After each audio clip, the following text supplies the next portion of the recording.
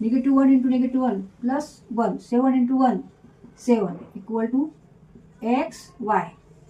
10 अधिक 1 11, 11 आणि 8 19, 10 plus 1 11, 11 plus 8 19, 4 plus 5 4 plus 1 5, 5 plus 7 5 आणि 7, 7 आणि 5 12 इक्वल टू एक्स आणि वाय.